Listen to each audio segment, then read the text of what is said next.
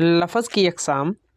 عام طور پر لفظ کی دو اقسام بیان کی جاتی ہیں، لفظ موضوع، لفظ مہمل۔ لفظ موضوع حروف کا ایسا مجموعہ جس کو سننے یا پڑھنے سے مطلب فوراً سمجھ میں آ جائے، لفظ موضوع کہلاتا ہے، جیسے روٹی، پانی، بات، کتاب، قلم وغیرہ۔ لفظ مہمل حروف کا ایسا مجموعہ جس کو سننے یا پڑھنے سے مطلب بالکل سمجھ میں نہ آئے جب تک اس سے قبل کوئی موضوع لفظ نہ لگایا جائے، مثلاً ووٹی، وانی، شلم وغیرہ۔ اسم کی اقسام۔ اسم کی عام طور پر دو اقسام ہیں، جیسے اسم نکرہ، اسم معرفہ۔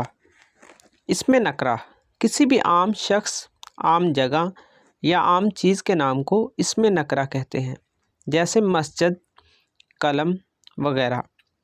اسم معرفہ کسی بھی خاص شخص، خاص جگہ یا خاص چیز کے نام کو اسم معرفہ کہتے ہیں، جیسے خالد، مسجد نبوی، پاک فین، قرآن پاک، علامہ اقبال، قائد اعظم وغیرہ۔